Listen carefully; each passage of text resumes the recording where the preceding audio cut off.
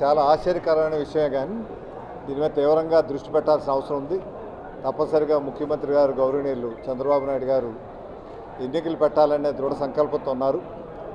ఏవైతే చట్టపరమైన ఇబ్బందులు ఉన్నాయో అవన్నీ కూడా పరిష్కరించే విధంగా చర్యలు తీసుకొని ఏజీతో మాట్లాడించి ఇది ఎలక్షన్ జరిగే ప్రక్రియ ప్రజాస్వామ్యబద్ధంగా జరిగే ప్రక్రియకి మట్టుకు నాంది పలకాలనే ఆలోచనతో అయితే మేము ఉన్నాము. ఇది జరగాల్సిన అవసరం ఉంది. ప్రజాస్వామ్యంలో ఎన్నికలు జరగకపోతే అర్థం లేదు. ఇది 1 సంవత్సరం 2 సంవత్సరాలు కాదు, గత 20 సంవత్సరాలుగా ఎన్నికలు జరగకుండా ఉన్నాయంటున్నారు.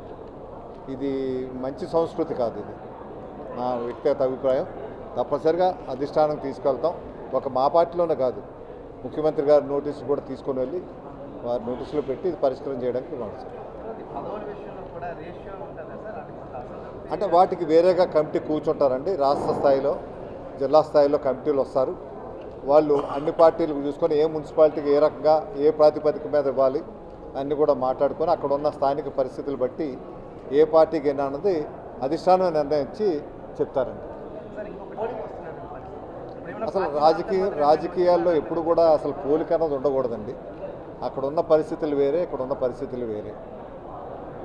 ఇక్కడున్న పరిస్థితుల్లో ఆ రోజు పవన్ కళ్యాణ్ గారు ఆ నిర్ణయం తీసుకోకుండా ఉండుంటే రాష్ట్ర పరిస్థితి వేరే రకం ఉండేది.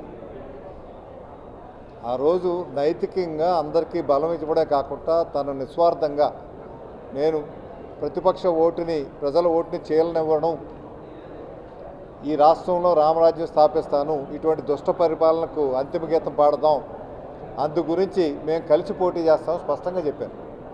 అంటే అటువంటి పరిస్థితులు ఇక్కడ ఉన్నాయి కాబట్టి ఆ రోజు ఒక రాక్షస పరిపాలన చూసాం. ఏ కారణం లేకుండా 14 సంవత్సరాలు ముఖ్యమంత్రిగా చేసినటువంటి గౌరవనీయులు చంద్రబాబు నాయుడు గారిని అన్యాయంగా జైల్లో పెట్టారు, ఏ కారణం కూడా లేకుండా. ఇలాంటివన్నీ చూసి సామాన్యులు కానీ ప్రతి ఒక్కరు వేలాది మంది కేసులు ఇవన్నీ కూడా వీటిని దృష్టిలో పెట్టుకొని ఇటువంటి నిర్ణయం తీసుకున్నారు. నిర్ణయం తీసుకొని బీజేపీతో కూడా కలుపుకున్నారు. ఇందులో ఒక కూటమిగా వెళ్ళాం. ఈరోజు ఈ రాష్ట్రం విజయానికి కారణం ఆ కూటమిలో వెళ్ళాం కాబట్టి ఈరోజు ఇన్ని అభివృద్ధి కార్యక్రమాలు ఇక్కడ జరుగుతున్నాయి. ఆర్థిక సంక్షోభంలో ఉన్నప్పటికీ ఈ రాష్ట్రాన్ని ముందుకు ప్రగతి బాటలో నడిపిస్తున్నామంటే కేంద్రం తాలూకా మద్దతు పూర్తిగా ఉంది ప్రధాని గారిది.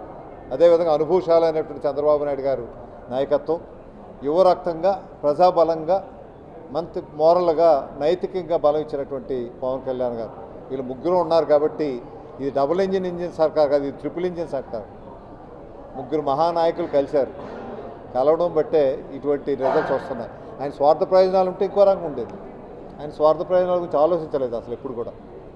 అందువల్ల అక్కడెక్కడ కంపేర్ చేయడానికి లేదు. అక్కడ ఉన్న పరిస్థితులు వేరే, ఇక్కడ పరిస్థితులు వేరే. ఓకే ఏమండి,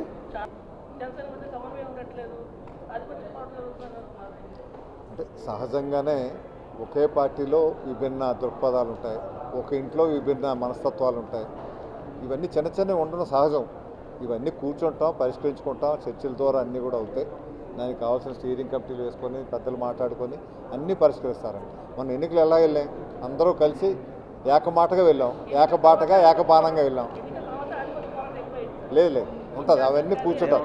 అందుకే కదా ఈ ప్రక్రియ కూడా కారణం అదే కదా, అందరం కలిసి వెళ్ళాలి అనే ఆలోచనతో ఉన్నారు. మా జన సైనికులు అయితే అందరం గెలిపించుకోవాలి, కూటమి గెలవాలి,